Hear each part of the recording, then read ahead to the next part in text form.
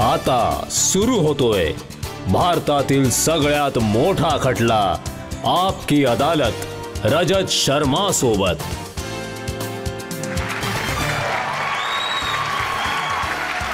नमस्कार, थँक्यू। आपकी अदालतमध्ये तुमचे खूप खूप स्वागत आहे। आपकी अदालतमध्ये आज माझे पाहुणे आहेत एक असे व्यक्तिमत्व जे आपल्या देशाचे नॉर्थ ईस्टचे हिरो आहेत। नॉर्थ ईस्ट मधील सर्वात प्रभावी नेते आसामचे मुख्यमंत्री हेमंता बिस्वा शर्मा।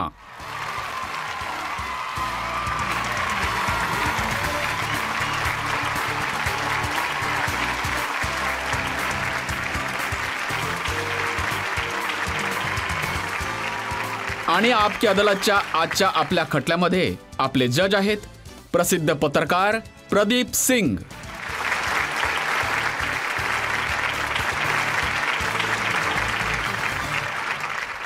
आजचा खटला सुरू करण्याआधी आजचे जज प्रदीप सिंग यांना मी विनंती करतो कारवाई सुरू करायची परवानगी द्यावी। कारवाई सुरू केली जावी। आणि तुमच्यावर एखादा आरोप लागण्या अगोदर एक नजर टाकूया हेमंता बिस्वा शर्मा यांच्या राजकीय प्रवासावर। भारताच्या नॉर्थ ईस्ट मध्ये हेमंता बिस्वा शर्मा सगळ्यात लोकप्रिय आणि सगळ्यात ताकदवान नेते आहेत आणि यांना पूर्ण देशभरातून मागणी आहे। हेमंता बिस्वा शर्मा गेल्या 2 वर्षांपासून आसामचे मुख्यमंत्री आहेत, पण जिकडे पण निवडणुका होतात हेमंता बिस्वा शर्मा यांना बीजेपीचे स्टार कॅम्पेनर म्हणून बोलावले जाते। हेमंता बिस्वा शर्मा यांनी आपले राजकीय करिअर एक फायर ब्रँड स्टुडंट लीडर म्हणून सुरू केले। आसामचे त्यावेळचे मुख्यमंत्री हितेश्वर सैकिया यांनी त्यांना काँग्रेसमध्ये प्रवेश दिला आणि खूप महत्त्वाच्या जबाबदारी दिल्या। हेमंता आसाम विधानसभेची पहिली निवडणूक हरले, पण 2001 पासून अजूनपर्यंत ते जलुकबारी मतदारसंघातून सलग 5 वेळा सतत निवडून येत आहेत। आसाममध्ये तरुण गोगोई यांच्या सरकारमध्ये ते 3ही टर्ममध्ये कॅबिनेट मिनिस्टर होते। आरोग्य मंत्री म्हणून त्यांनी जबरदस्त काम केले। नॉर्थ ईस्टमध्ये ते काँग्रेसचा चेहरा बनले होते, पण 2015 मध्ये हेमंता बिस्वा शर्मा यांनी बीजेपी मध्ये प्रवेश केला आणि आसाममध्ये बीजेपीचं सरकार बनवलं। 2021 मध्ये हेमंता बिस्वा शर्मा यांना बीजेपीने आसामचा मुख्यमंत्री बनवलं। गुवाहाटी लॉ कॉलेजमधून डिग्री घेतलेले आणि गुवाहाटी विद्यापीठातून डॉक्टरेट मिळवलेले डॉक्टर हेमंता बिस्वा शर्मा त्यांच्यावर चालवला जाणारा हा खटला स्वतःच लढणार आहेत। चला तर आजचा हा खटला सुरू करूया। आपकी अदालतमध्ये पहिला आरोप आसामचे मुख्यमंत्री हेमंता बिस्वा शर्मा यांच्यावर। आपकी अदालतमध्ये आसामचे मुख्यमंत्री हेमंता बिस्वा शर्मांवर आरोप आहे की हे संधी साधू आहेत। हेमंताजी, छत्तीसगडचे मुख्यमंत्री आहेत भूपेश बघेल, जे तुमचे जुने सहकारी आहेत। ते म्हणत आहेत की काँग्रेसने या माणसाला काय नाही दिले। काय काय दिलं मला? सरकारमध्ये मंत्री बनवले, नेता बनवला। रजतजी, मंत्री जनता बनवते, आमदार जनता मत देऊन बनवते, त्यात काँग्रेसचं काय आहे? मी जर कामच केलं नसतं तर लोकांनी थोडीच ऐकलं असतं माझं। अहो, त्यांचं असं म्हणणं आहे की तुम्ही 22 वर्ष काँग्रेसमध्ये होतात, काँग्रेसमुळे नेते बनले आणि मग मुख्यमंत्री बनण्यासाठी बीजेपीच्या मांडीवर जाऊन बसला। माझी उमेदीची वर्ष मी काँग्रेससाठी खर्ची घातली, काँग्रेसने मला काय दिलं? मग सोडून का दिले? सोडण्याची वेळ आली म्हणून। मी माझ्या आईला विकू शकत तर नव्हतो। माझी आई आसाम आहे, तर आसामच्या हितासाठी मला काँग्रेसला सोडावं लागलं। असं तसंच सोडलं मी। त्यावेळी तर बोलत होतात की आई सोनिया गांधी आहेत, भाऊ राहुल गांधी आहेत। माझ्या आईचं नाव मृणालिनी देवी आहे। मी कधी सोनिया गांधी यांना कधी आई समजलो नव्हतो। सोनिया गांधी चांगले आहेत तिथपर्यंत ठीक आहे, पण जेव्हा काँग्रेसची लोक बोलतात ना की तुम्ही गांधी परिवाराला धोका दिला आहे, मी म्हणतो गांधी परिवार आणि हेमंत बिस्वा शर्मा यांच्या परिवारामध्ये काय फरक आहे सांगा मला? तुमचे जसं कुटुंब आहे तसं रजत शर्मा यांचं कुटुंब आहे। त्यांचं स्थान एवढ्यावरच नाहीये। ते तर नेहमी वरच्या स्थानी राहिले आहेत। ते स्वतःला समजतात। आम्ही तर नाही मानत, कारण आम्ही तर बोलून पाहिलंय. मला तर एक दिवस सुद्धा असं वाटलं नाही की ते माझ्यापेक्षा किंवा ज्या व्यक्तींसोबत मी काम केलं आहे त्यांच्यापेक्षा वरच्या स्थानावर राहण्याचा त्यांना काही अधिकार नाहीये. पण मी तर असं ऐकलं आहे की तुम्ही सोनिया गांधींच्या जवळ होतात, राहुल गांधींचे निकटवर्ती होते, आणि जर आसाममध्ये किंवा नॉर्थ ईस्टमध्ये काही होत नव्हते तर तुम्ही राहुल गांधीला सांगायला पाहिजे होतं किंवा सोनियाला जाऊन सांगायला पाहिजे बघा, होतं. सोनिया गांधी यांच्यासोबत माझं नातं खूप चांगलं होतं, इतक्या मर्यादेपर्यंत की त्या मला जेव्हा मिझोरममध्ये निवडणूक आहे तर तिकडे जाऊन काम करा किंवा मणिपूरमध्ये निवडणूक आहे तर तिकडे जाऊन काम करा असं सांगायच्या. मी तर सगळं दिलं, पण जेव्हा मी सोनियाजींना जाऊन विचारलं की तुम्ही तर सगळं घेतलं, आता तुमची देण्याची वेळ आली आहे, तुम्ही पण द्या, तेव्हा तर देऊ नाही शकले, तर आता त्याची काय किंमत राहिली तुम्हीच सांगा ना. तर मग तुम्ही राहुल गांधी यांच्याकडे जायला पाहिजे होतं. का जायचं? राहुलजी यांनी माझ्या घरी यायला पाहिजे की मी त्यांच्याकडे जाऊ? काय गरज आहे? जेव्हा त्यांनी बोलावलं तेव्हा मी इतर लोकांसोबत गेलो, सतत राहुलजींच्या घरी गेलो, सोनियाजींच्या घरी गेलो. कधी असं पण होऊ दे ना की राहुलजी माझ्या घरी आले, सोनियाजी माझ्या घरी आल्या. जेव्हा तुम्ही राहुल गांधी यांना भेटायला गेलात त्यांनी तुमच्यापेक्षा आपल्या कुत्र्यावरती जास्त लक्ष दिलं होतं. नाही, ते थोडं स्टोरीला तुम्हाला थोडं समजून घ्यावं लागेल. राहुल गांधी यांनी आम्हाला बोलवलं पण मला नाही बोलवलं. कोणाला बोलवलं? तरुण गोगोईला बोलवलं. कोणाला बोलवलं? CP जोशी यांना बोलवलं, जे आता राजस्थान विधानसभेचे स्पीकर आहेत, आणि मला बोलवलं. आणि सोबत आसाम PCCचे अध्यक्ष अंजन दत्तजी यांना बोलावलं. आम्ही त्यांच्या रूममध्ये गेलो, बातचीत सुरू झाली. 5 मिनिटं बोलणं सुरू झाल्यानंतर त्यांचा कुत्रा तिथे आला आणि ज्या टेबलावरती आमचे बिस्किट आणि चहा ठेवले होते तिथे तो कुत्रासुद्धा खाऊ लागला. मी त्या तिघांकडे बघितलं तर ते तिघे आरामात खात होते टेबलावरचं. मी तर पहिल्यांदा गेलो होतो. मला वाटलं की ही तर कुत्र्यासोबत खाण्याची यांची पद्धत असावी, परंपरा असावी. मी बोललो मला यांच्यात सामील होता येणार नाही बाबा.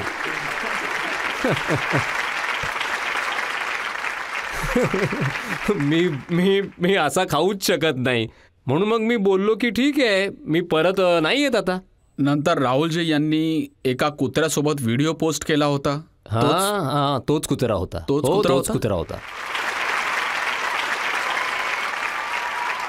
पण जेव्हा त्यांनी हा व्हिडिओ पोस्ट केला होता तेव्हा तुमचे नाव लिहून काँग्रेसच्या लोकांनी खाली लिहिलं होतं की बघा हा कुत्रा जास्त इमानदार निघाला. हे बघा, इमानदारीचा हिशोब इथे कुठे आला मला सांगा? इमानदारी दाखवण्यासाठी कोणी पार्टी जॉईन करतं का? इमानदारीचा अर्थ काय आहे? कोणी मला पगार देत आहे का मला सांगा? हे पूर्णच्या पूर्ण हे बघा, याला आपण थोडंसं डिमिस्टिफाय करूया. हो, राहुल एक राजकीय पार्टीमध्ये माझे कलिग आहेत. इमानदारी ही तर तुमच्या देशासाठी असते. हे काँग्रेसचे लोक सारखे त्यांच्या डोक्यात नक्की काय आहे इमानदारी? या लोकांनी उधारी घेतली असेल राहुलजींकडून. मी तर कोणती उधारी नाही घेतली. तर हा इमानदारीचा प्रश्न येतोच कुठून मला सांगा? हे बघा, नॉर्मली असं मानलं जातं की जी काही काँग्रेस आहे ती गांधी परिवारामुळेच आहे. जी मतं मिळतात ती राहुल गांधी सोनिया गांधीमुळे मिळतात. जी काही मतं मिळतात काँग्रेसला ती महात्मा गांधींमुळे मिळतात. तुम्ही नाव हायजॅक करून बसला आहात. आताच्या घडीला काँग्रेस जी काही आहे, राहुल गांधींनी आपल्या नावातून गांधी नाव काढून टाकावं. ते तर हायजॅक केलेलं नाव आहे. सोनिया गांधींनी आपल्या नावातून गांधी नाव काढून टाकावं तर कोणती काँग्रेस आहे? आज जी काँग्रेस आहे ती या फोटोतल्या महामानवाची काँग्रेस आहे. त्यांचीच काँग्रेस आहे खरी. नाहीतर कुठे आहे काँग्रेस? गांधी परिवार आहे, पण हा गांधी परिवार तो गांधी परिवार नाहीये. ही महात्मा गांधींचीच काँग्रेस आहे. यावर माझ्याशी कोणी विवाद करून दाखवावा. मी करतो यावरती विवाद. कोणत्या गोष्टींवरती तुम्हाला वादविवाद करायचा? 24 सप्टेंबर 2010 रोजी हेमंता बिस्वा शर्मा यांनी एक ट्विट केले होते ज्यामध्ये तुम्ही लिहिले होते राहुल गांधी हे योग्य वेळी भारताचे पंतप्रधान होतील. हो, तेव्हा मोदीजी नव्हते.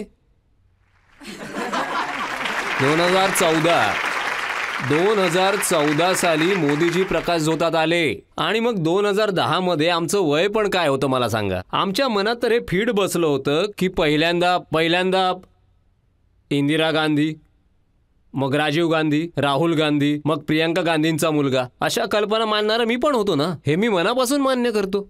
जेवढे पण लोक पार्टी चेंज करतात तेव्हा आपले जुने ट्विट डिलीट करतात ना. मी माझं एक सुद्धा जुनं ट्विट डिलीट नाही केलं.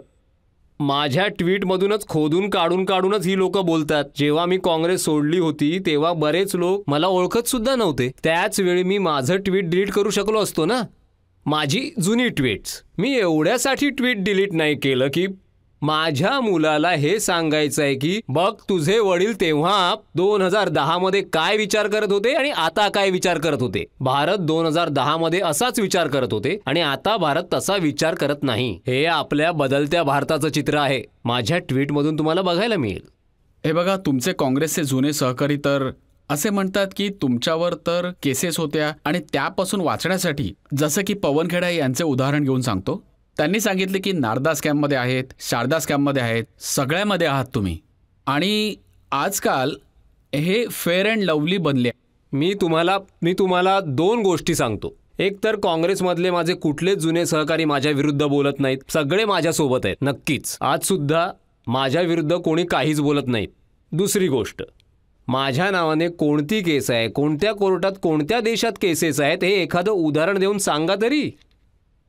मी सुद्धा बोलू शकतो की तुमचं नाव बोफोर्समध्ये आहे, पण काहीतरी दाखवावं लागेल की नाही. मग कुठे काय आहे माझं? मी हेच विचारून वेडा होतोय की काही केस नंबर तर सांगा मला. मग मी पण ऑफिसरला जाऊन विचारतो की नारदा स्कॅम मध्ये तुमच्यावर सीबीआयची रेड पडली होती. तुम्ही हे लक्षात घ्या की सीबीआयने मला फक्त विटनेस म्हणून बोलावलं होतं. कोर्टमध्ये चार्जशीट लावण्यात आली की हेमंत बिस्वा शर्मा विटनेस आहे. तेव्हा मी काँग्रेसमध्ये होतो. तेव्हा मी बीजेपीमध्ये नव्हतो. लोक बोलतात की घाबरून याने बीजेपी जॉईन केली. मला सीबीआयने बोलवलं 2014 साली चौकशीसाठी. 2015 सालच्या सुरुवातीला सीबीआय बोलली की हे आरोपी नाहीत, हे साक्षीदार आहेत म्हणून. फेब्रुवारीमध्ये सोनियाजी यांच्याकडे जाऊन हातात कागद दिला की हे पहा मॅडम, मी पूर्ण क्लीन आहे. तरी सुद्धा तुम्ही माझा प्रॉब्लेम सोडवत नाही आहात. मग ऑगस्टमध्ये खऱ्या अर्थाने मी बीजेपी जॉईन केली. मी जेव्हा बीजेपी जॉईन केली तेव्हा सुद्धा माझं नाव कशातही नव्हतं आणि आजही केस नाहीये. आणि मी देवाला प्रार्थना करतो की भविष्यात सुद्धा माझ्या नावाने केस नसावी. लुईस बर्गरची केस सुद्धा नाहीये तुमच्या? माझ्या हिशोबाने तर नाहीये. म्हणून मी स्वतः जाऊन फ्रॉन्टेल गुवाहाटीमध्ये केस दाखल केली. सुप्रिया श्रीनाटे ज्या काँग्रेसच्या प्रवक्ता आहेत त्यांनी सांगितलं बालिशपण आहे, सगळा बालिशपण आहे तो. मी तुम्हाला सांगतो, माझं नाव तरुण गोगोई यांनी पहिल्यांदा घेतलं आणि बोलले की यांच्या नावावर लुईस बर्गरची केस आहे. मी गुवाहाटी सेशन कोर्टात केस केली आणि बोललो की माझा फक्त केस नंबर द्या. माझ्या नावाने कुठली केस आहे सांगा. यावर गोगोई साहेबांनी अजून नंबर दिला नाही. ही वस्तुस्थिती आहे. मग कोर्टाने गोगोई यांच्यावर माझ्या विरुद्ध बोलण्याची बंदी घातली, अशी वॉर्निंग दिली, जोपर्यंत तुम्ही केस नंबर देत नाही यांच्या विरुद्ध बोलायचं नाही. असं तर मग मी उद्यापासून हवेत आरोप करायला चालू केले की याच्या विरुद्ध हे आहे, ते आहे, अमुक आहे. तुमचं ट्विट आलं आहे, ट्रोल आहे, ते सगळं होत राहील. पण मी आपकी अदालतमध्ये येऊन विचारतोय की माझ्या विरुद्ध जो खटला आहे त्याबद्दल थोडं सांगा. कागदपत्र दाखवा ना कागदपत्र. हे बघा, सगळ्यात इंटरेस्टिंग तर, आणि हे बघा, मी घाबरणारा अजिबात नाहीये. ते तर मी त्या सिस्टीम मधला नाहीये. हे बघा, मी हेच तुम्हाला सांगतोय की मी काँग्रेसला घाबरत नाही आणि मला काँग्रेसला घाबरण्याची गरज सुद्धा नाही. आतापर्यंत एकाच व्यक्तीला घाबरत नाही असं म्हणताना ऐकलं होतं, ते म्हणजे राहुल गांधी. हे बघा, राहुल गांधी यांची एक वेगळी सिस्टीम आहे.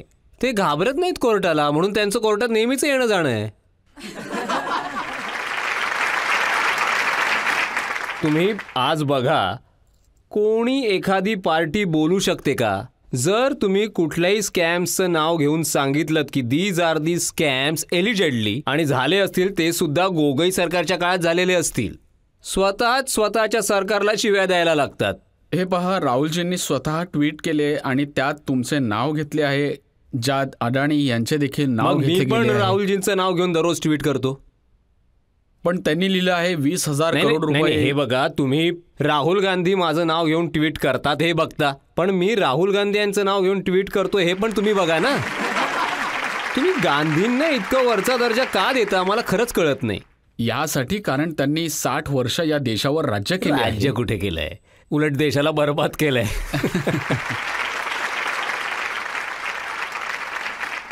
हे पहा, त्यांना तुमची जास्त पर्वा नाहीये, कारण गुलाम नबी आझाद यांनीही त्यांच्या पुस्तकात लिहिलेले आहे की जेव्हा त्यांनी सांगितलं की हेमंत बिस्वा शर्मा यांना मुख्यमंत्री बनवा नाहीतर ते सोडून जातील, तेव्हा ते बोलले जातो तर जाऊ दे. हां, ते तर असेच बोलतात. ज्यांना जायचं त्यांनी जा. त्यामुळे तर ते एकटं नेतृत्व करू शकतात ना. आणि नाहीतरी त्यांच्या लेवलचे अजून खूप लोक आहेत की.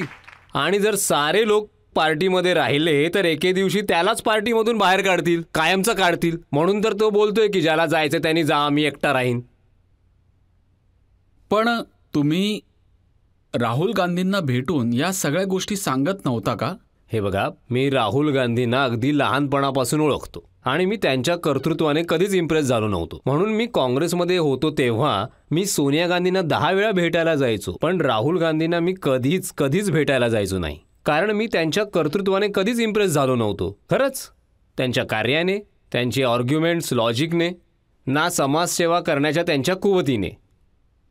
ज्या लोकांनी आयुष्यात संघर्ष केलेला नसतो ते कधीच या भारतासारख्या देशाचे नेते कधीच बनू शकत पण नाही. लोक तर म्हणतात की भारत जोडो यात्रेनंतर ते खूप समजदार बनले आहेत, बदलून गेले आहेत. हे बघा, आपल्या इथली इकोसिस्टीम वेगळीच आहे. आणि राहुल गांधी लंडनवरून आल्यावरती पण म्हणतात की अरे राहुल गांधी खूप समजूतदार बनलेत. आणि परत भारत जोडो यात्रेनंतर हेच म्हणतात की राहुल गांधी समजूतदार झालेत. 55 वर्षात कोण समजूतदार व्हायचं राहतं का? आता समजूतदार व्हायची वेळ आहे माझ्या मुलाची. आता हे झालं ते झालंय. आता 50 वर्ष तर झाली ना. आणि सनातन धर्माप्रमाणे वानप्रस्थ आश्रमाची सुद्धा सुरुवात होते ना या वयात. आता हे जर 55 वर्ष समजूतदार होण्यासाठी घेत असतील, मला सांगा 55 वर्ष समजूतदार होण्यासाठी एखादा माणूस घेत असेल तर मग काम कधी करणार? तुम्ही तुमच्या मुलाला एवढा वेळ द्याल 55 वर्षांचा? मी सोनिया गांधींना नमस्कार करतो, धन्यवाद देतो की त्यांनी आपल्या मुलाला 55 वर्षांचा वेळ दिला फक्त त्याला समजूतदार होण्यासाठी. पण आता तरी बघायला मिळतं की ते ट्रक ड्रायव्हरशी भेटतात. हो, भेटतात ना. कारण हे त्यांच्यासाठी एखादं खेळणं आहे. जेव्हा तुमचे वडील पंतप्रधान होते तेव्हा का नाही भेटलात सांगा ना. आज काय आसाम घ्या किंवा भारत घ्या, ट्रक ड्रायव्हर काय नवीन गोष्ट आहे का? तुम्हाला भेटायचं होतं तर 60 वर्षात का नाही भेटलात? तेव्हा तर या ट्रक ड्रायव्हरचं जीवन बदलून गेलं असतं ना. बरोबर बोलतोय ना मी? पण आता त्यांनी शिकलं आहे. हे बघा, एवढं साधं शिकायला एवढा जास्त वेळ एखाद्या माणसाला लागतो. आता भारत डिजिटल युगात आला आहे. मला सांगा, एवढा वेळ तुम्ही देऊ शकता का? ते पण फक्त शिकायला. ही पण काय क्वालिटी असते का की एखाद्या ट्रक ड्रायव्हर सोबत बसला? काही लोकांचं असं म्हणणं आहे की मोदीजी कोणालाच भेटत नाहीत आणि राहुलजी प्रत्येक गरीबाला भेटतात. मोदीजींनी कोणालाही न भेटता जीवनाचे 70 वर्ष पूर्ण केले. ते प्रचारक नव्हते का? त्यावेळी लोकांशी भेटत नव्हते का? आसाममध्ये जेव्हा मी मोदीजींना पहिल्यांदा भेटलो होतो नौगावमध्ये, तेव्हा मी मोदीजींना म्हटलं की मोदीजी नौगाव आहे. ते म्हणाले हेमंत मला माहिती आहे. मी म्हणालो की नौगावच्या जवळचं डिस्ट्रिक्ट आहे जोरहाट. ते म्हणाले ते पण मला माहिती आहे. मी म्हटलं की तुम्हाला एवढं कसं माहिती आहे? तर त्यांनी सांगितलं की ते आसामच्या प्रत्येक जिल्ह्यात 2-2 दिवस थांबले होते अमुक या वर्षी. त्यांच्या या दीर्घ अनुभवाशी जे दिल्लीत छोट्याशा दिल्लीमध्ये राहतात, ज्यांनी 55 वर्षात कोणाची साधी भेट घेतली नाही, यांची तुलना होऊ शकते? हे बघा, नरेंद्र मोदींचा जो अनुभव आहे, त्यांचं जे देशासाठीचं एक्सपोजर आहे पूर्ण देशासाठी, मग त्याला तुम्ही अशा पद्धतीने संपवायला बघताय की एका रात्रीत एका ट्रक ड्रायव्हरला मी भेटलो. बाबा, तुम्हाला तर खूपच शुभेच्छा आहेत माझ्या. तुम्हीच करू शकता ते सगळं. तर नरेंद्र मोदी यांच्याबरोबर तुम्ही जेव्हा काम करता पंतप्रधान म्हणून, आणि आधी राहुल गांधी आणि सोनिया गांधी सोबत काम करत होतात, तर काय फरक जाणवतो? फरक हा आहे की नरेंद्र मोदी आणि अमित शहा यांच्या घरात जे वातावरण आहे ते मिडल क्लास, मध्यमवर्गीय कुटुंबाचं वातावरण आहे. तुम्ही घरी जाऊ शकता, बसू शकता, जेवण करू शकता. कुठला कुत्रा येत नाही. काही नाही. हे बघा, कुत्र्याचं येणं पण ठीक आहे. कुत्र्याचा प्रॉब्लेम नाहीये. कुत्र्याचा प्रॉब्लेमच नाहीये. कुत्रे माझ्या घरी सुद्धा आहेत. पण कुत्र्याला आपल्या जागेत आणि माणसाला आपल्या जागेत ठेवण्याची तुमची ट्रेनिंग झाली पाहिजे, हो की नाही? कुत्र्याचा प्रॉब्लेम नाहीये, माझ्या घरात तर मला वाटतं 3 आहेत, त्यात काही प्रॉब्लेम नाहीये. इश्यू त्याचा नाहीच आहे. इश्यू एवढाच आहे की तुम्ही जहागीरदारासारखे वागू नका. बाकी सगळं ठीक आहे. आता आपण तेच बोलत आहेत ना की तुम्ही धोका दिलात, फॅमिलीचा विश्वासघात केलाय. काय काँग्रेसमध्ये शपथ घेतली जाते की आम्ही कधीच त्यांचे हुकूम धुडकावून लावणार नाही? हे जे काँग्रेसचे काँग्रेस सुद्धा लोक आहेत बदलली ना, आहे आणि आता बघा गांधी परिवाराला हटवून मल्लिकार्जुन खरगे यांना अध्यक्ष बनवले गेले. खरगे स्वतःच बोलतात की मी सगळं हायकमांडला विचारूनच निर्णय घेतो. माझा तर यावरच आक्षेप आहे की खरगे सारख्या विद्वान लोकांना का अशी जबाबदारी देण्यात आली आहे की ज्यात ते स्वतःचे निर्णय सुद्धा घेऊ शकत नाही. आश्चर्य आहे ना. आता ते खरगे कर्नाटकातून आलेले आहेत, पण तिथल्या सरकार बनवण्याचा निर्णय सुद्धा ते घेऊ शकत नाही. त्यासाठी त्यांना गांधी कुटुंबाला भेटावं लागतं. पण कर्नाटकात त्यांनी सरकार तर बनवलं, बीजेपीला बनवलं हरवलं. सरकार. बीजेपी पण हरणार ना, का नाही हरणार? तामिळनाडूमध्ये सुद्धा हरलाय आणि हिमाचलमध्ये सुद्धा हरलाय, पण बीजेपी जिंकला सुद्धा आहे. पण जर बीजेपी असा विचार करत असेल की आम्ही कर्नाटकमध्ये नाही हरणार, हिमाचलमध्ये सुद्धा नाही हरणार, हे तर नाही होऊ शकत ना. बीजेपी आपला पराभव अगदी नम्रपणे स्वीकारते. कर्नाटकमध्ये आम्ही हरलोय ती काही नवीन गोष्ट नाहीये. हो, आम्ही हरलोय, आम्ही ईव्हीएमला दोष नाही दिलाय. पण काँग्रेसचा प्रॉब्लेम हा आहे की हरल्यानंतर लगेच ईव्हीएमला दोष देऊन मोकळे होतात. आम्ही तर हे नाही बोललो ना की कर्नाटकमध्ये ईव्हीएम मध्ये काही प्रॉब्लेम असं होता. म्हणतात की नरेंद्र मोदी हुकुमशाह आहेत, डिक्टेटर आहे. का असे बोलतात? त्यांना पीएम बनायचं आहे ना, यासाठी ते असं बोलणार. नरेंद्र मोदी जर हुकुमशाह आहेत तर तुम्ही कोण आहात? तुमचं तर कोणीच नाव घेणार नाही. अरे, मोदीजींच्या तुलनेत 1000 पटीने काम करावं लागेल. तर माझा प्रश्न तुम्हाला आहेच आहे की 2024च्या इलेक्शनमध्ये सगळे विरोधी पक्ष बीजेपीला हरवण्याच्या तयारीत आहे, तर तुम्हाला काय वाटतं, हरवू शकतील? आम्ही मोदीजींच्या राज्याभिषेकाची व्यवस्था करतोय आणि तुमच्या आशीर्वादाने. तर तुमचं काय स्टेटमेंट आहे 2024च्या संबंधित? 300 पार, 300+. काही प्रॉब्लेम नाही होणार. लोकांचीच इच्छा आहे की भारताची गौरवगाथा आणखीन वाढावी. हे बघा, तुम्ही कोणतीच शंका घेऊ नका. India is having the best time now in our history. मोदीजींना थोडं आणखीन काम करू द्या. हे बघा, तुम्ही आत्ताच पहा ना, अमेरिकेचे राष्ट्रपती भारताच्या पंतप्रधानांबद्दल किती आणि केवढं बोलतात. ऑस्ट्रेलियामध्ये लोक आकाशामध्ये नरेंद्र मोदी आकाशात बनवतात with flights. Can you imagine? भारताची गौरवगाथा एके दिवशी इतकी गायली जाईल. मला वाटतं स्वामी विवेकानंद यांच्या the great speech in America Chicago त्यानंतर आपले मोदीजीच या देशासाठी खूप खूप काही करत आहेत आणि आपण त्यांना साथ देणंच योग्य आहे. प्रत्येक वेळी मोदीजींचं कल्याण होण्यासाठी प्रार्थना केली पाहिजे आणि मोदीजींसाठी नाही तर हे भारतासाठी, राष्ट्रासाठी. इथे एका ब्रेकसाठी थांबूया आणि ब्रेक नंतर आपकी अदालतमध्ये आसामचे चीफ मिनिस्टर हेमंत बिस्वा शर्मावर आरोप प्रत्यारोप असे सुरू राहतील. राष्ट्रासाठी हे गरजेचं आहे की गांधी फॅमिली आणि काँग्रेसचं जे कल्चर आहे ना ते नष्ट झालं पाहिजे आणि त्यासाठी मी भरपूर प्रयत्न करतो. स्वागत आहे तुमचं आपकी अदालतमध्ये. आजचे आपले पाहुणे आहेत आसामचे मुख्यमंत्री हेमंता बिस्वा शर्मा. आपकी अदालतमध्ये पुढचा आरोप. आपकी अदालतमध्ये आसामचे मुख्यमंत्री हेमंता बिस्वा शर्मांवर आरोप आहे की ते फोडाफोडीचं राजकारण करतात. हेमंताजी, एकेकाळी एमएलएना तर खरेदी विक्री करायला कधी गोव्याला घेऊन जायचे, कधी खजुरावला घेऊन जायचे, पण आजकाल आसामला घेऊन जातात. देवी कामाख्यांचा आशीर्वाद घ्यायला. आसामची खूप चांगली पब्लिसिटी होते. इतके दिवस लोकांना कामाख्या देवीबद्दल फार थोडीफार माहिती होती. आता चांगल्या प्रकारे माहिती होऊ लागली आहे तर लोक देवीच्या दरबारात जात आहेत. देवीच्या दरबारात जातात की हेमंतजींच्या दरबारात जातात? मी तर देवीचा पुत्र आहे, माझा कुठे दरबार आहे. आता शिवसेनेच्या एमएलएंना तोडण्यासाठी हेमंता बिस्वा शर्मांनी त्यांच्या खिशामध्ये 50-50 खोके टाकले.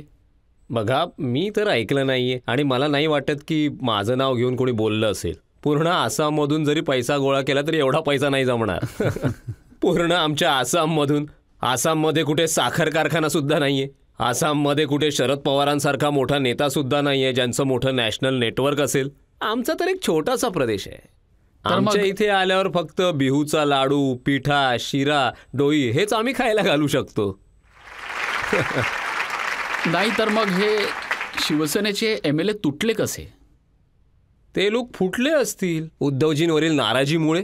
आणि कशामुळे फुटणार? जर एखाद्या पार्टीतून कोणी फुटतो तर चूक तर पार्टीमध्येच झाली मी असणार. ऐकलं की तुमच्या हॉटेलमध्ये राहिले होते. रात्री 12 वाजता हेमंता बिस्वा शर्मा गेले आणि पूर्ण खेळ बदलून टाकला. आम्ही त्या लोकांना मी तर नाही भेटलो. एक प्रेसची, तुमच्यासारखीच एखाद्या प्रेसची सगळी लोक गेलेली. एखाद्या कोणाला तरी ताप आलेला तर मी फक्त मदत केलेली हॉटेलच्या बाहेर. फक्त मी हॉटेलवाल्याला फोन करून एवढंच बोललो की बघा, जे कोणी लोक इथे राहत आहेत त्यांना राहू दे, पण जायच्या वेळेला बघा की GST आणि रूमचं भाडं पूर्णपणे देऊन जातील. आमचा चांगला फायदा झाला. आता मध्ये केजरीवाल गेलेले शरद पवारांना भेटायला, तेव्हा ते म्हणाले की आमच्या MLAंना पण बोलवलंय आसाममध्ये. यायलाच पाहिजे त्यांचे MLA पण. जेवढ्या लवकर होईल तेवढ्या लवकर आले पाहिजेत. मी तर आमंत्रण पण देतो, तुम्ही केजरीवालना सोडा लवकर. तर आसाममध्ये असा पाहुणचार होतो MLAंचा. हे बघा, आसाममध्ये आल्याने MLAंना ताकद मिळेल. तिथे कामाख्या देवी आहे आणि महापुरुष श्रीमंत शंकरदेव यांची शिकवण आहे. आसाममध्ये आल्याने तुम्हाला आणि ताकदच लक्ष्मीचं मिळेल. दर्शन पण घडवता तुम्ही. लक्ष्मी तर आम्हाला पाहिजे, आम्हाला सध्या द्यायची तर नाहीये. 10 वर्षांनंतरची गोष्ट वेगळी आहे. आता तर तुम्ही जरी आला तरी पण तुमच्याकडून आम्ही मागूच. आमची कुठे एवढी ताकद आहे. प्रयत्न करतोय की 10 वर्षानंतर आम्ही सुद्धा देण्याच्या परिस्थितीमध्ये येऊ. सध्या कुठे आहे आमच्याकडे काही. पण हेही खरंच आहे ना की आसाम पॉलिटिकल टुरिझमचं एक केंद्र झालं आहे, ज्याबद्दल असं वाटतं की प्रत्येक वेळी. ही माझ्यासाठी खूप गौरवाची गोष्ट आहे की आसाम एक पॉलिटिकल, कल्चरल, टुरिझमचं एक केंद्र बनतंय आणि बनणं गरजेचं आहे. जितके पण पक्ष आहेत त्यांचे MLA जरी घेऊन यायचे असतील तर घेऊन या आसाममध्ये. हॉटेल्स बुक राहतील. काँग्रेसमधून पण कुठूनही कोणाला तोडायचं असेल तर त्यांना पण आसामला घेऊन या. मी सिक्युरिटी वगैरे देईन, काहीच हरकत नाहीये. It is a place. चांगली जागा आहे, पर्यटन स्थळ आहे आणि लोकांना माहिती आहे की आसाममधील लोक हॉटेलच्या जवळ सुद्धा नाही फिरकणार. आम्ही आमचं काम करू, तुम्ही तुमचं काम करा. खूप चांगली जागा आहे. हॉटेल रेडिशन आहे गुवाहाटीमध्ये. तिथे एक मेफेअर सुद्धा उघडलंय. त्यांचं पण कोणी येणार असेल त्यांनी यावं. काँग्रेसचे नेते आहेत कुमार जय मंगल सिंग. त्यांनी तर तक्रार केली आहे की आसामच्या मुख्यमंत्र्यांनी झारखंडमध्ये सरकार पाडण्यासाठी MLAंना 10-10 करोडची ऑफर दिली. मी तेच म्हणतोय ना की आसामच्या मुख्यमंत्र्यांनी 10 कोटी वाटण्याआधी आपलं बजेट देखील पाहिलं पाहिजे ना. आमच्या बजेटमध्ये आहे तरी काय, फारच कमी. आता कुठे जाऊन थोडंफार काहीतरी बनवतोय. We are not very rich state. आता पुढे जाऊन नक्कीच होऊ, माझा विश्वास आहे. पण कोणी जर 10 कोटींची स्वप्न पाहत असेल तर आसाममध्ये नका येऊ. एवढं तर आम्हाला नाही परवडू शकत. किंवा मग दुसरा कुठून तरी पैसा येतो आणि आसाममध्ये त्याला योग्य रस्ता मिळतो. इतका मस्त रस्ता, दिल्ली मुंबई सारखा रस्ता असताना तुम्ही मॅप पण बघा ना. तिथे कोपऱ्यात जाईल आणि मग फिरून इथे येईल. हे म्हणजे पूर्णपणे. झारखंडमध्ये 3 MLA पकडले गेले पश्चिम बंगालमध्ये, ज्यांच्याकडे नोटा मिळालेल्या आणि ते आसामवरून गेलेले. सापडल्या असतील नोटा, पण ती रक्कम 10 कोटी तर नव्हती ना. 7-8 लाख रुपये मिळाले असतील. त्याचं स्पष्टीकरण तेच देतील. आमचं काय त्यात. ते काँग्रेसचे MLA आहेत. आताही तिथेच सगळे पडीक आहेत काँग्रेसमध्ये. माझं बोलणं एकदम स्पष्ट आहे की बघा, झारखंड असेल, बाकीची राज्य असतील, कोणत्याही परिस्थितीत थ्रू डेमोक्रॅटिक इलेक्शन आम्हाला जिंकायचं आहे झारखंडमध्ये. मग आम्ही काय झारखंडमध्ये तोडफोड करू? आणखी 9 महिने वाट पाहण्याचा अवकाश आहे. ज्या पैशाला तुम्ही आता हवेत उडवलं, जो मी विचार करून खर्च केला होता, इलेक्शनमध्ये लोक आता जे काम माझं 10 रुपयात व्हायचं तेच आता 100 रुपयाचं बिल करतील, आणून देतील आम्हाला. का तर तुमच्याकडे खूप पैसा आहे. पॉलिटिशियनची अशीच पब्लिसिटी झाली पाहिजे की त्याच्याकडे जास्त पैसा नाही. बघा, आजकाल चर्चा चालू आहे सचिन पायलटची. ते पण आसामच्या रस्त्याने तर येणार नाही ना. इतका बघा, बिचाऱ्याचा इतका अपमान होतोय. मी असतो तर पहिल्याच दिवशी सोडून आलो असतो. हिम्मत नाहीये याचा अर्थ तो संपलेला आहे. पण तुम्ही तेच म्हणतोय सचिन पायलट सारखा नेता BJP मध्ये जाऊ, काँग्रेसमध्ये जाऊ, कुठेही जाऊ, आय एम नॉट इंटरेस्टेड. कारण मी राजस्थानचं राजकारण जास्त फॉलो नाही करत अजिबात. नॉर्मली जेवढं मी टीव्हीवर पाहतो. पण जी गोष्ट तो येऊन आता टीव्हीवर येऊन बोलत आहे, ठीक आहे, तुम्ही बीजेपीमध्ये जॉईन व्हा, आपला पक्ष बनवा. पण एवढा अपमान होऊन सुद्धा कसे पुढे जात आहेत, मला तर त्यांचं काही कळतच नाहीये. सचिन पायलटबद्दल सारखं सारखं असं ऐकण्यात येतंय की त्यांनी बंडखोरी जी केली होती ती पण बीजेपीने पाठिंबा दिला म्हणून केली होती. मग जर बीजेपीने पाठिंबा दिल्यावर एखादा व्यक्ती बंडखोरी करू शकतो, तर त्या व्यक्तीला तुम्ही पक्षातून काढून टाका. का ठेवलंय त्याला पक्षात? त्या व्यक्तीच्या मनात कोणतंही दुःख न येता फक्त बीजेपीच्या बोलण्यावरून तो बंडखोरी करू शकतो. राजेश पायलटचं पक्षासाठी कोणतंही कॉन्ट्रीब्युशन नव्हतं. राजेश पायलटच्या कॉन्ट्रीब्युशन शिवाय आसाममध्ये कॉड आलेलं, मिझोरममध्ये कॉड आलेलं, राजीव गांधींचं इतकं नाव झालेलं without contribution of Rajesh Pilot. मग त्यांच्या मुलांनी बंडखोरी केली आणि म्हणाला की बीजेपीचा पाठिंबा आहे, म्हणजे जो कोणी या गांधी कुटुंबियांच्या विरोधात बोलण्याचा प्रयत्न करेल किंवा व्यवस्थेच्या विरोधात बोलेल, मग ते लोक सगळे तुमच्यावर शिक्कामोर्तब करून आरोप लावतील. अरे बाबा, देश असा चालतो का? आता बघा, कर्नाटकमध्ये तर त्यांनी चांगली व्यवस्था केली. 2.5 वर्ष सिद्धरामय्या आणि DK शिवकुमार दोघांमध्ये. 2.5 वर्ष कुठे सरकार राहतं? लोकसभेनंतर कुठे सरकार असणार आहे मला सांगा? असेल? हे तर तुम्हीच सांगू शकता. ते तर तुम्ही सांगू शकता, तुमचा तर 30 वर्षांचा ते अनुभव यावर आहे. अवलंबून असेल की किती लोक आसाममधून येतील. मला सांगा, लोकसभा निवडणुकीनंतर या सरकारला एक्सपायरी डेट आहे असं तुम्हाला वाटतं का? मला तर नाही वाटत. काय होईल मग? संपून जाईल आणि काय होईल? दुसरा कोणीतरी मुख्यमंत्री बनेल. जनतेपैकी कोणाला प्रश्न विचारायचा आहे? तुम्ही अलीकडेच म्हटलात की ममता बॅनर्जीजी तुमच्यासाठी स्वतः चहा बनवतात. तर मला हे जाणून घ्यायचंय की तुमची एवढी चांगली मैत्रीण कशी बनली? त्यांचा बदला असं ऐकलंय की ते मित्र बनवत नाही. आम्ही सगळे लोक एकत्र काँग्रेसमध्ये होतो ना, म्हणून माझं सगळ्यांबरोबर अगदी चांगलं आहे. मी सगळ्यांसोबत चांगले संबंध ठेवलेत अजूनही. प्रत्येक व्यक्ती प्रत्येक वेळी उपयोगी पडतात, त्यामुळे मी वैयक्तिक संबंध कधीही वाईट होऊ देत नाही. तर हे जे संबंध आहे ते कधी कधी कामी येतात पक्ष तोडण्यासाठी. कधी कामी पण येतात, कधी उलटं पण होतं. कधी कामी येतात, कधी प्रॉब्लेम पण होतो ना, की बघा याचे त्याच्यासोबत चांगले संबंध आहेत, कधी संशय पण घेतात. तर दोन्ही बाजू असतात, हे तर दुतर्फा रस्त्याप्रमाणे. आता प्रमोद तिवारी म्हणत होते की सगळी कामं हेमंता यासाठी करतात कारण मोदीजींना मस्का लावायचा, आणि एवढा मस्का लावायचा की आसाममध्ये मस्काच संपलाय. हे बघा माझं म्हणणं इतकंच आहे, मोदीजींच्या जागी आहेत, पंतप्रधान आहेत, देशाचे नेते आहेत. पण राष्ट्रासाठी हे गरजेचं आहे की गांधी फॅमिली आणि काँग्रेसचं जे कल्चर आहे ना, ते नष्ट झालं पाहिजे. आणि त्यासाठी मी भरपूर प्रयत्न करतो. जर प्रमोद तिवारींना पण यायचं असेल तर त्यांनी माझ्याशी फोनवर बोलावं. आणखी एका ब्रेकसाठी थांबूया. ब्रेक नंतर आपकी अदालतमध्ये हेमंता बिस्वा शर्मा यांच्यावर आरोप प्रत्यारोप सुरू राहतील. मला तर मुस्लिम समाजाने येऊन अवॉर्ड दिलं पाहिजे की मुस्लिम मुलीसाठी मी एवढा विचार करतो. जर मी म्हणतोय की मुस्लिम मुलीला डॉक्टर बनायचंय, तर मी हे विरोधात बोललोय का? स्वागत आहे तुमचं आपकी अदालतमध्ये. आज आपण खट्टा चालवतोय, प्रश्न विचारतोय आसामचे मुख्यमंत्री हेमंता बिस्वा शर्मांना. आपकी अदालतमध्ये पुढचा आरोप. आपकी अदालतमध्ये आसामचे मुख्यमंत्री हेमंत बिस्वा शर्मांवर आरोप आहे की हे सांप्रदायिक भेदभाव करणारे आहेत. हेमंताजी आसामचे मोठे नेते आहेत बदरुद्दीन अजमल साहेब. त्यांचं म्हणणं आहे की हेमंता बिस्वा शर्मा मुसलमानांचे दुश्मन आहेत. सकाळी उठल्याबरोबर आधी विचार करायला लागतात की मुसलमानांना त्रास देण्यासाठी कोणती योजना आखू.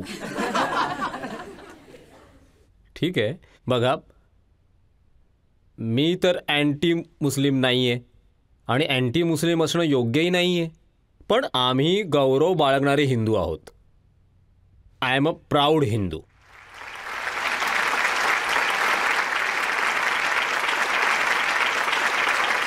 तर प्राऊड हिंदू असण्याचा अर्थ असा नाहीये की 600 मदरसे बंद करायचे, मग 300ची आणखी एक यादी काढायची की सगळ्या मदरसे बंद करून बघा, टाकू.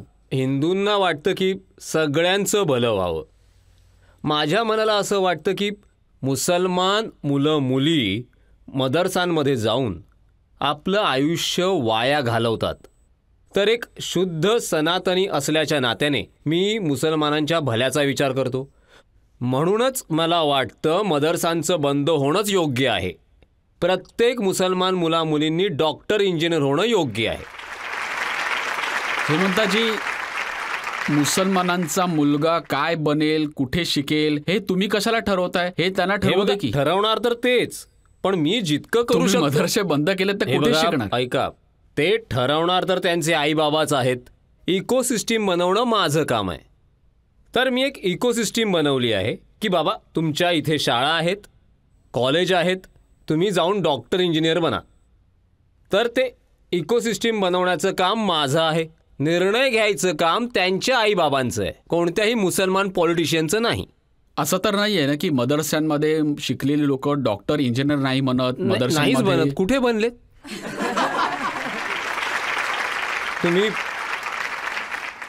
तुम्ही हल्लीच्या काळात कोणाला पाहिलंय का की मदरसांमध्ये ओवेसी शिकून कोणी- साहेबांचं भाषण ऐकत होतो, ते म्हणाले हे की बघा, ओवेसीला तुम्ही मुसलमान समाजाचा रिप्रेझेंटेटिव्ह नका समजू. ते तर कुठेही गेले तरी मुसलमानच त्यांना वोट देत नाहीत. ते म्हणत होते की हेमंत बिश्वा शर्मांनी शाळेत इतिहास नीट वाचला नाहीये. या मदरशांमध्ये शिकणारी जी लोक आहेत त्याच लोकांनी इंग्रजांच्या विरुद्ध लढाई केली, हौतात्म्य पत्करलं. इंग्रजांच्या विरुद्ध कोण लढाई लढलं हा इथे मुळात प्रश्नच नाहीये. पण मदरसांमध्ये जे काही शिकून भरपूर लोक बॉम्ब फोडणारे सुद्धा बनले, अल कायदामध्ये पण जॉईन झालेत. तर इतिहासातली तुमची जी सकारात्मक बाजू आहे ती नका उचलून धरू. History represents both positivity and negativity, आणि त्यातलं ॲव्हरेज तुम्ही घ्या.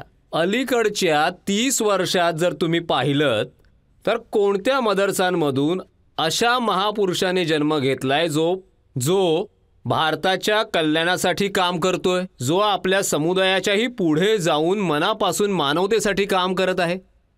मी तर नाही ऐकलं, मी तर नाही पाहिलंय. बिघडलंय असंही मी बोलत नाहीये की मदरसांमध्ये शिकलाय म्हणजे तू एक अतिरेकी झालायस, तर नाही, मी सहमत नाही. माझा मुद्दा इतकाच आहे की मदरसांमध्ये शिकल्यानंतर तुमचा सर्वसामान्य शिक्षणाचा रस्ता बंद होऊन जातो. तुम्ही मदरसांमध्ये घेऊन जाऊ नका. कुराण शरीफचं ज्ञान असणं गरजेचं आहे. ॲज यू आर फॉलोइंग इस्लाम. घरात वाचा, मशिदीच्या इकोसिस्टीममध्ये तुम्ही त्यांना शिकवा, पण मुला-मुलीला डॉक्टर, इंजिनियर, प्रोफेसर बनवण्याची संधी द्या.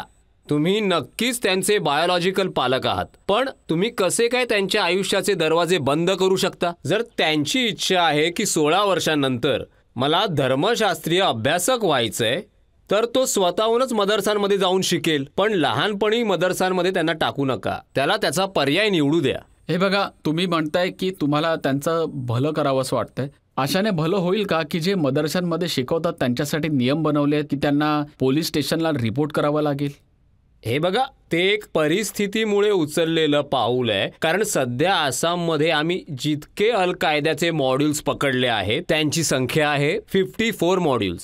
आणि या 54 मॉड्यूलमध्येच मदरसांमधले शिक्षक जे आसामच्या बाहेरून आलेले आहेत त्यांचा सहभाग आहे. तर यासाठीच मी मदरसांच्या कमिटींना सांगितलं की बाहेरून जे पण येतात त्यांचं पोलीस स्टेशनला रजिस्ट्रेशन करा, जेणेकरून आपण इतर सरकारांकडून त्यांच्या चारित्र्याची योग्य पडताळणी करू शकू. आणि खूपदा बांगलादेशमधले नागरिक आसाममध्ये मदरसांमध्ये येऊन काम करतात, अल कायदाचे मॉड्यूल्स विस्तारित होतात आणि पूर्ण समाजामध्ये बदनामी होते. म्हणूनच आसामच्या बाहेर वेगळं इम्प्रेशन पडण्यापेक्षा आसाममध्ये आम्ही समाजासोबत सर्वांसोबत बोलणी करूनच हे सगळे निर्णय घेतो. आणि म्हणूनच आसाममध्ये कोणतीही सांप्रदायिक समस्या नाही आहे. मुसलमानसुद्धा माझ्यावर विश्वास ठेवतात, कामावर विश्वास ठेवतात, आणि मी पण त्या लोकांना तेवढाच मान देतो. त्यांचा मान ठेवता पण स्वातंत्र्य देत नाही. तुम्ही म्हणता की 4-4 लग्न करणाऱ्यावर मला आक्षेप आहे. खूप आक्षेप आहे, खूप आक्षेप आहे. माझ्या मुलीला, आमच्या मुलीचं मी अशा कुठल्या व्यक्तीसोबत लग्न करून देईन ज्याच्या आधीच 3 बायका आहेत? जे काम मी माझ्या मुलीसोबत नाही करणार तेच काम एखाद्या मुस्लिम मुलीसोबत सुद्धा नाहीच झालं पाहिजे. पण तुम्ही त्यांना थांबवू शकत नाही, ती त्यांची मर्जी आहे. शरीयतमध्ये, इस्लाममध्ये याला परवानगी आहे. नका बोलू. या देशात हे एक ॲपिजमेंटचं तुष्टीकरणाचं कारण म्हटलं जातं. त्याला कोणी थांबवू शकत नाहीये. मी थांबवून दाखवेन. हो, मी ते नक्की थांबवेन by the force of law. का म्हणून सुप्रीम कोर्ट हायकोर्ट सारखं सारखं सांगत असतात. कायद्यामध्ये भारताच्या संविधानात डायरेक्टिव्ह प्रिन्सिपलमध्ये सांगितलेलं आहे की तुम्ही युनिफॉर्म सिव्हिल कोड लागू करा. काँग्रेसने हे लोकांच्या डोक्यात घातलंय की you can not reform Muslim personal law. भारतीय संविधान निर्देश देतं, सल्ला देत नाही. Indian constitution directs all political people, including the people in government, to work and to bring reform in the Muslim personal law. हे आपलं कर्तव्य आहे, आपली जबाबदारी आहे. लागू होईल तेव्हा होईल. आज तर त्यांना परवानगी आहे इस्लाममध्ये. जेव्हा होईल तेव्हा होईल म्हणजे काय, आम्हाला तर करायचंच आहे. जब मियाँ बीबी राजी तो क्या करेगा काजी. असं मियाँ बीबी राजी असं खरंच असतं का? त्या बायकोला तर जबरदस्तीने राजी केलं जातं, काहीतरी दबाव वगैरे टाकून. तुमचं हे अशा प्रकारचं वक्तव्य ते त्या बायकोसाठी अपमानास्पद नाहीये का? त्यांच्यात नवरा झाला 70 वर्षांचा आणि बायको झाली 28 वर्षांची, 24 वर्षांची. कारण त्यांच्यातलं प्रकरण आहे ना. तुम्ही चुकीचं आहे. ते का आपल्याला मतं देत नाहीत? नाही देत. कारण आपण काय आपल्या हिंदूंना आपण म्हणजे कुठल्याही मंत्र्याला मत देत नाहीत. तुम्ही जे 2 समाज करून ठेवलेत की त्या लोकांचा विचार त्या लोकांनाच करू द्या. अरे बाबा, they are people of India. भारतात 2 समाज नाही. सगळी अशीच कामं करत आहात. तुम्ही बालविवाहावरती बंदी आणलीत आणि अजमल साहेब म्हणतात की यामध्ये 90% मुस्लिम तरुण आहेत, त्यांच्या विरुद्ध खटले दाखल होतील. जर तुम्ही बालविवाह करत असाल तर 99% देखील होतील. कायदा आहे. कायद्याचं जर तुम्ही उल्लंघन करत असाल, जर हिंदू उल्लंघन करत असेल तर हिंदूला अटक होईल. जर मुसलमान उल्लंघन करत असेल तर मुसलमानाला अटक होईल. एक नागरिक म्हणूनच मी त्यांना अटक करणार. धर्माबाबत तर मी विचार सुद्धा करत नाही. ते अजमलचं काम आहे, ओवेसीचं काम आहे धर्माचा ठेका घेण्याचं. माझं तर काम ते नाहीये. त्यांचा तर सल्ला असा आहे की हिंदू मुलींचं देखील कमी वयात लग्न केलं पाहिजे, कारण की आता जग बदललं आहे. माहितीये ते असं बोलतात, पण मग तुम्ही करून द्याल का? हिंदू मुलींबद्दल त्यांचा जो सल्ला आहे तो तुम्ही मान्य करू शकता का? असा सल्ला जो कोणी असा सल्ला देतो की हिंदूंना पण कमी वयात लग्न केलं पाहिजे, तुम्हाला वाटतं का की त्यांना मानवी मूल्यांबद्दल काही आदर असेल?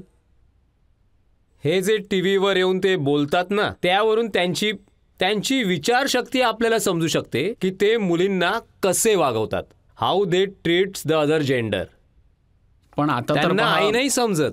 आता तर कर्नाटकमध्ये मागणी होत आहे की बुरख्यावर जी बंदी आणलेली शाळेमध्ये कॉलेजमध्ये ती काढून टाकावी. हे बघा, समतेची लढाई, मूल्यांसाठीची लढाई ही अनेक वर्ष चालू आहे. आज तुमचे दिवस आहेत, तुम्ही बंदी काढून टाका. आमचे दिवस आले की आम्ही पूर्णपणे बंदी आणू. धर्म हा एकाच कालावधीत स्थापन होत नाही. म्हणूनच कधीकधी आपले जे भारताचे नागरिक आहेत, सनातनी आहेत, कधीकधी ते इम्पेशंट होतात. हे काम का नाही झालं, ते काम का नाही झालं. या दीर्घ लढाई आहेत. भारताच्या नागरिकांनी राम मंदिर बनवण्यासाठी 500 वर्ष घालवली. आता बुरख्याची पण बंदी उठवण्यासाठी, बुरख्यावरील सुद्धा बंदी शाळेमध्ये. आमचा बुरख्याला विरोध नाही, तुम्ही घरात बुरखा घाला. I am not at all oppose to your religious culture. तुम्ही घरात असाल, बाजारात जात असाल, तुम्हाला बुरखा आवडत असेल किंवा हा एक परंपरेनुसार धार्मिक नियम आहे तर तुम्ही बुरखा घाला, मला काहीच समस्या नाही. पण जेव्हा शाळेमध्ये फिजिक्सचा तास चालू आहे तर तुमचा बुरखा अडचण नाही का होणार? आणि एकाच वर्गामध्ये युनिफॉर्मचा अर्थ काय? तर त्यात कोणताही धर्म नाही, कोणी गरीब श्रीमंत नाही, आम्ही सगळे एकसारखे समानतेनं तिथे असणं. मग तिथे तुम्ही युनिफॉर्मच्या संकल्पनेविरुद्ध असलेली गोष्ट का आणता? तर मी हे मान्य करतो की आज सुद्धा नरेंद्र मोदीजी किंवा बीजेपीचं देशातल्या सगळ्या राज्यांमध्ये सरकार झालेलं नाहीये. पण धर्मासाठीची लढाई अजूनही चालूच आहे. अजून कळस गाठलेला नाही आपण. आणि म्हणूनच कधी ते कधी आम्ही हे चालूच राहणार. तर अशा गोष्टींमुळे वाटत नाही की तुम्ही अँटी मुस्लिम आहात, मुसलमानांच्या विरोधात कसं काय? आहात? मला तर मुस्लिम समाजाने येऊन अवॉर्ड दिलं पाहिजे की मुस्लिम मुलीसाठी मी एवढा विचार करतो. जर मी म्हणतोय की मुस्लिम मुलीला डॉक्टर बनायचंय तर मी हे विरोधात बोललोय का? जर मी म्हणतोय की मुस्लिम मुलीचा एकच नवरा असायला पाहिजे तर मी काय मुसलमानांच्या विरोधात आहे का? हजरत मोहम्मद बोलून गेलेत की इस्लाममध्ये एकपत्नीत्व हा नियम आहे, बहुपत्नीत्व हा अपवाद आहे. तर मग इस्लामिक विचारांनुसार ते अल्लाचा आत्मदूत आहेत, एक नबी आहेत. नबीच सांगून गेलेत की मुसलमानांनी एकपत्नीत्वाचं पालन करणं योग्य आहे आणि बहुपत्नीत्वाचं पण पालन करत असाल तर त्याचे भरपूर नियम आहेत. तुम्हाला तुमच्या विद्यमान पत्नीची संमती घ्यावी लागेल आणि ती संमती तिच्या इच्छेनेच असली पाहिजे. असं होतं का समाजात? आपलं संविधान सगळ्यांना परवानगी देतं की आपल्या धर्मात, आपल्या समाजात चुकीची जसं गोष्ट पाहिजे आहे. तसं. नाही, चुकीचं आहे ते. संविधान अशी परवानगी देतच नाही. मला तर तेच तुम्हाला सांगायचंय. डायरेक्टिव्ह प्रिन्सिपल्स ऑफ स्टेट पॉलिसीमध्ये पॉलिटिकल सायन्सचा विद्यार्थी होतो मी. भारतीय संविधानाचे निर्माते आपल्याला आदेश देऊन गेलेत की तुम्ही लवकरात लवकर युनिफॉर्म सिव्हिल कोड लागू करा आणि त्यामुळे भारतात एक समान पातळी तयार होईल on human values and human dignity. आपलं संविधान कधीच परवानगी देत तुम्हाला नाही. लवकरात लवकर हिंदू राष्ट्र बनवायचं आहे. हिंदू राष्ट्र तर भारत आहेच. हा पण एक चुकीचा प्रश्न. खरं तर भारताला कुणीही हिंदू राष्ट्र बनवायची गरज नाहीये. 6000 वर्षांपासून भारत हिंदू सिव्हिलायझेशनच आहे. भारतात आणखीन काय आहे? भारतातील कोणत्याही कानाकोपऱ्यात, घरामध्ये, इमारतीमध्ये, पावलोपावली, नद्यांमध्ये हिंदूच तर आहेत. 6000 वर्षांपासून आपण हिंदू आहोत. आपले पॉलिटिशियन बोलतात की हिंदू राष्ट्र बनवायचं आहे. अरे बाबांनो, आपण 6000 वर्षांपासून हिंदू आहोत आणि जोपर्यंत श्वास चालू आहेत भारत हिंदू सिव्हिलायझेशनच राहणारच. मला काही बनवायचं नाहीये. माझ्या ऋषी मुनींनी हिंदू सद्भावनेचं इतकं खोल मूळ रुजवलंय की ते कधी तुटणारच नाही. सर्व धर्म समभावावर विश्वास ठेवतो. होतं, म्हणूनच तर मी मुस्लिमांच्या कल्याणासाठी बोलतोय ना. आम्हाला असा भारत बनवायचा आहे ज्यात बाबरचं नाव नसेल, ज्यात निजामचा इतिहास नसेल. नसायलाच पाहिजे. बाबर तर आक्रमक होता. आता बाबरचं नाव का असेल? बाबर तर आक्रमक होता. आक्रमक करणाऱ्याचं नाव का असेल? आक्रमक व्यक्तीचं नाव हॉल ऑफ फेम मध्ये कसं काय असू शकेल? पण आम्ही APJ अब्दुल कलाम यांचं नाव तर नेहमीच घेतो ना. आम्हाला मुसलमानांशी काहीच प्रॉब्लेम नाहीये. APJ अब्दुल कलाम यांची लाखो भारतीय पूजा करतात एव्हरी डे. ते आपले आदर्श आहेत. तुम्हाला सांगतो, आपल्या देशात अनेक मुस्लिम व्यक्ती आहेत ज्यांची सामान्य भारतीय दररोज पूजा करतात. पण तुम्ही आम्हाला बाबरची पूजा करायला नका सांगू ना. तो एक आक्रमक व्यक्ती आहे. बघा, जे अजमल साहेब आहे ते एक चांगली गोष्ट म्हणाले. ते म्हणाले की मोदीजींना वाटतं की देशातल्या मुसलमानांनी मतदान करावं आणि BJPला पाठिंबा द्यावा. पण हे हेमंता आणि योगी आदित्यनाथ हे दोघेही मुसलमानांना दूर ठेवतात. माझ्या बाबतीत मी जे करतोय 10 वर्षानंतर बघा, 15 वर्षानंतर, 20 वर्षानंतर द टस्सल विल बी देअर. पण एक वेळ अशी येईल की मुस्लिम बांधव फक्त BJPला मत देईल. कमीत कमी मुस्लिम महिला तरी. मुस्लिम महिला बाकी कोणालाच मत देणार नाही. ही लढाई आणखीन 20 वर्ष तरी चालू राहू द्या. एकदा फक्त तुम्ही मुस्लिम महिलांना स्वातंत्र्य मिळवून द्या लवकरात लवकर. तलाकपासून मुक्ती, पॉलिगॅमीपासून मुक्ती, शिक्षणाचा अधिकार, या सगळ्या इकोसिस्टम्स त्यांना मिळू द्या. BJPचे कोअर वोट बँक मुस्लिम महिला असतील. हेमंता बिस्वा शर्मा आणि योगी आदित्यनाथ यांच्यामध्ये एक शर्यत लागलेली आहे की कोण स्वतःला जास्तीत जास्त खूप मोठा हिंदू सिद्ध करू शकेल. मी तर एकच गोष्ट सांगतो की योगीजी खूप मोठे नेते आहेत. मला त्यांच्याशी तुलना देखील करायची नाहीये. आम्ही खूप छोट्या प्रदेशातून येतो. कुठे UP, कुठे आसाम. सफरचंद आणि संत्र्याची तुलनाच होऊ शकत नाही. ते राहू द्या. पण मी आसामसाठी काहीतरी ठरवलेलं आहे आणि मी करूनच दाखवीन. आणखी एका ब्रेकसाठी थांबूया आणि ब्रेक नंतर आपकी अदालतमध्ये हेमंता बिस्वा शर्मावर आरोप प्रत्यारोप सुरू ठेवूया. ते तर म्हणाले की मी हेमंताजींना बोललो की तुम्ही दिल्लीला या, माझ्या घरी या, माझ्या गाडीतून तुम्हाला सगळीकडे फिरवीन, असं ते म्हणाले. गाडीमध्ये नाही, आधी तर ते बोललेत की घरी जेवायला देईन, मग कारमध्ये बसवेन. So I am waiting. I want to see his big mansion first.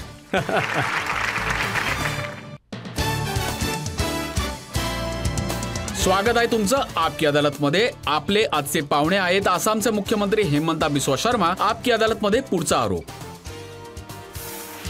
आपकी अदालतमध्ये आसामचे मुख्यमंत्री हेमंता बिस्वा शर्मांवर आरोप आहे की ते विरोधकांचा अपमान करतात. मी आता तुमचे ट्विट्स पाहतो. राहुल गांधींबद्दल तुम्ही म्हणता की ते सद्दाम हुसेन सारखे दिसतात. त्यावेळी दिसायचे.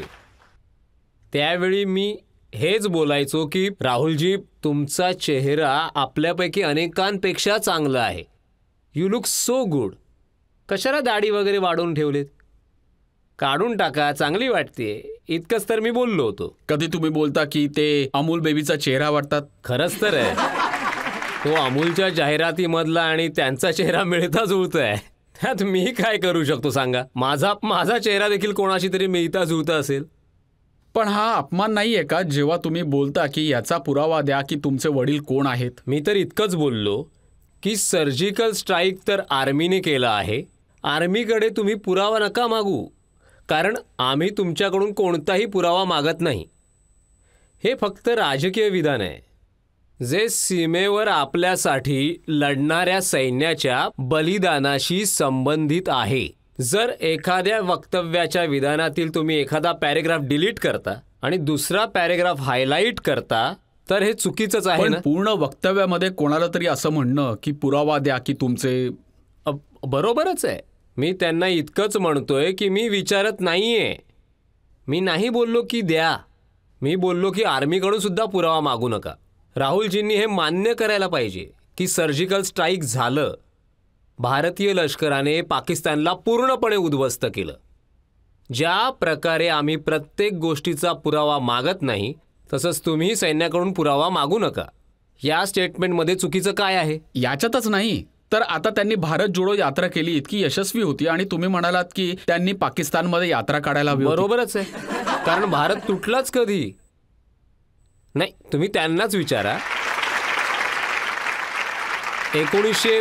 1947 भारत विभाजित झाला, भारत आणि पाकिस्तान.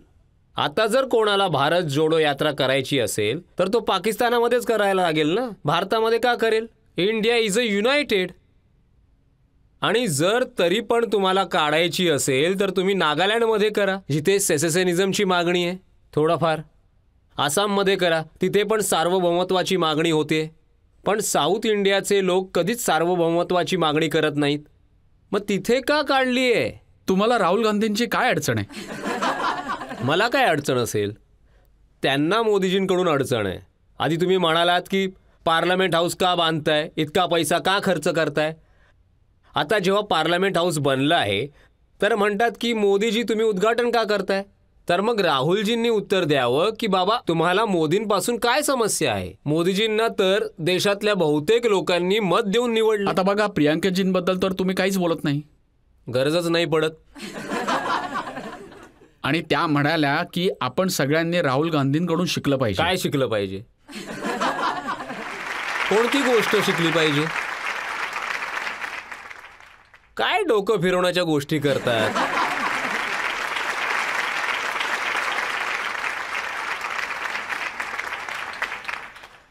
एखादी गोष्ट दाखवून द्या त्यांच्यातली की जी शिकली पाहिजे. काय ते गोल्ड मेडलिस्ट आहेत का कोणत्या वादविवाद स्पर्धेमध्ये? नाही, त्या म्हणाल्या की ते तपस्वी तुम्ही आहेत. पण कसले तपस्वी आहेत? जर मी अमेठीमध्ये 1996 मध्ये जलुकबारीमधून निवडणूक हरलो. 2001 मध्ये जोपर्यंत मी जिंकलो नाही तोपर्यंत तिथे तपस्या करत राहिलो. मग तुम्ही अमेठीतून केरळापर्यंत का पळालात? तुम्ही पळवून लावलात. आणखीन का पळाला तो? तुम्हाला ज्या अमेठीने तुमच्या वडिलांना MP बनवलं, तुम्हाला MP बनवलं, एकदा कुठे तुम्ही हरलात तर इतके नाराज झालात अमेठीच्या लोकांवर आणि वर म्हणताय तुमच्याकडून कोणी शिकावं. का शिकतील तुमच्याकडून? जर हरल्यानंतर देखील प्रत्येक महिन्याला तुम्ही अमेठीला जायचात आणि कसे काय म्हणू शकता की राहुल गांधीकडून काहीतरी शिका? काय शिकणार? त्या व्यक्तीमध्ये काय आहे? देशाची चेष्टा केली लंडनला जाऊन, ते शिकू? कोणती शिकवण घ्यावी तुम्ही सांगा? मोदीजींना पार्लमेंटमध्ये जाऊन चुंबन देण्याचा प्रयत्न करतात, ते शिकलं पाहिजे का आम्ही?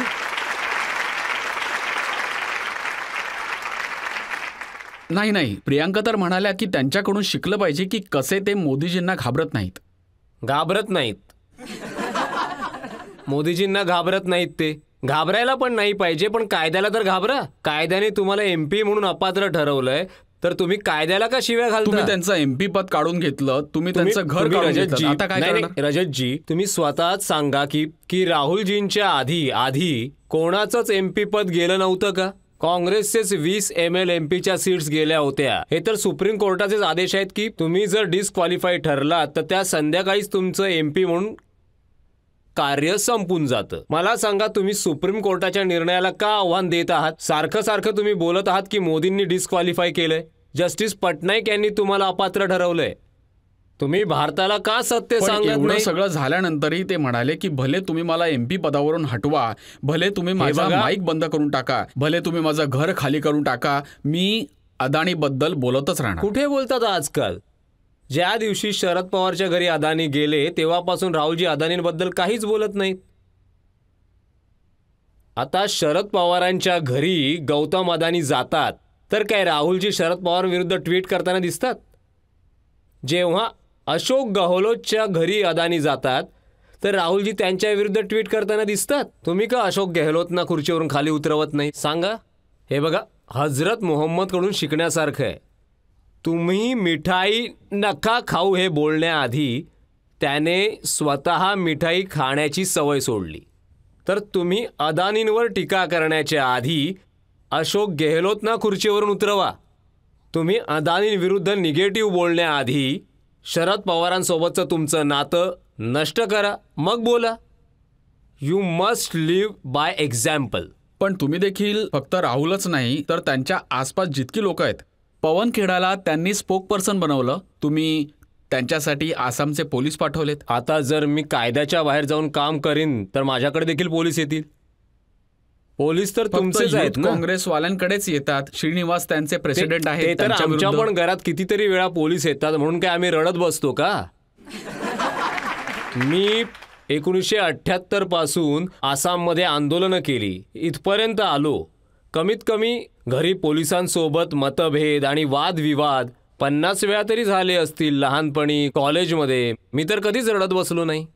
पण ते आसामचे पोलीसच काय आता जर पवन खेडाजींना पोलीस अटक करायला येतात तर तुम्ही भांडण का करत बसलाय? तुम्ही पोलिसांसमोर आत्मसमर्पण केलं पाहिजे. कोर्ट तर आहे ना तुम्हाला जामीन द्यायला. तुम्ही तर सगळ्यांबद्दलच असं बोलता. केजरीवालजींना पण बोललात की आसामला आलात तर जेलमध्ये टाकेन. मी असं नाही बोललो. माझ्याबद्दल जे विधानसभेमध्ये बोलतात ते आसाममध्ये येऊन बोला. मी केस करेन. मी जेलबद्दल नाहीच बोललो. मी बोललो केस करेन. ते म्हणाले मी कुठे तर- करेन? पोलीस स्टेशनमध्ये नाही. मी म्हणालो मी कोर्टात केस करेन. ते तर म्हणाले की मी हेमंतांजींना बोललो की तुम्ही दिलेल्या या मी तर माझ्या वाटच घरी या, बघतोय. माझ्या गाडीतून तुम्हाला सगळीकडे नाही फिरवीन. नाही, गाडीमध्ये नाही. आधी तर ते बोललेत की घरी जेवायला देईन, मग कारमध्ये बसवेन. So I am waiting. I want to see his big mansion first. आणि मी पण एकदा जेवण करीन आणि मग गाडीतून दिल्लीतल्या गल्ली बोळांमध्ये मस्त फेरफटका मारेन. मी आणि ते तर आजपासून तुम्हाला- 10 दिवसांपूर्वी गुवाहाटीमध्ये माझ्या एका प्रेस कॉन्फरन्समध्ये हेच बोललोय की केजरीवालजींच्या पत्राची मी वाट पाहतोय, कधी ते मला बोलवतील. सगळ्यांमध्ये दम नसतो. तुम्हाला बोलवायचा दम नाहीये की तसाही दम नाही? कुठे दम आहे? त्यांनी बोलवलं तर त्यांच्याकडे माझ्यासोबत माझा फोटोग्राफर सुद्धा जाईल, घराचा सुद्धा तो फोटो काढून घेईल. कुठे दम आहे? केजरीवालजींना तुम्ही म्हणालात कायर जैसा बात मत करिए, मर्द है तो मर्द की तरह बात करिए. बरोबरच आहे ना. एक केजरीवालजींनी एक फॅमिलियर एक सीन बनवलाय.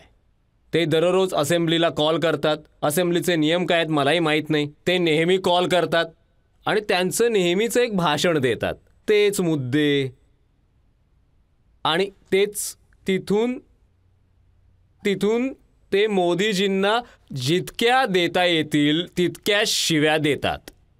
मी आधी विचार केलेला की हे का तिथून शिव्या देतात?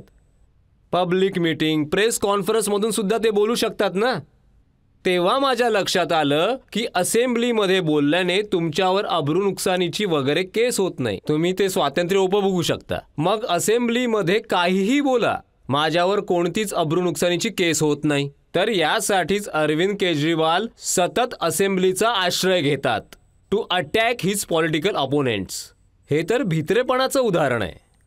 तर त्यांनी बाहेर येऊन, पुरुष आहात तर असेंब्लीच्या बाहेर येऊन बोला ना. पण मग तुम्ही असेंब्लीच्या स्वातंत्र्याचा आश्रय का घेता मला सांगा. आता बाहेर बोलले तर तुम्ही त्यांच्यावर केस कराल. तुम्ही पण केस करा ना. मी तर पोलीस स्टेशनमध्ये केस नाही करणार, कोर्टातच केस करीन ना. मी केस नाही करणार तर मग काय जाऊन त्यांना अभिवादन करून बोलणार की साहेबराव तुम्ही माझ्याबद्दल एवढं चांगलं बोललात. तुम्ही का अशी अपेक्षा करता. हेमंताजी, मी तुम्हाला खूप प्रकारचे प्रश्न विचारले. काँग्रेसबद्दल, राहुल गांधींबद्दल, केजरीवालांबद्दल, आम आदमी पार्टीबद्दल, हिंदुत्वाबद्दल, कम्युनिझमबद्दल तुम्ही कोणताच प्रश्न टाळण्याचा प्रयत्न नाही केला. सरळ सगळी उत्तरं दिलीत. आपण एका ब्रेकसाठी थांबूया आणि ब्रेक नंतर ऐकूया आपकी अदालतमध्ये आजचे जज प्रदीप सिंग यांचा निर्णय आजच्या खटल्याबाबत.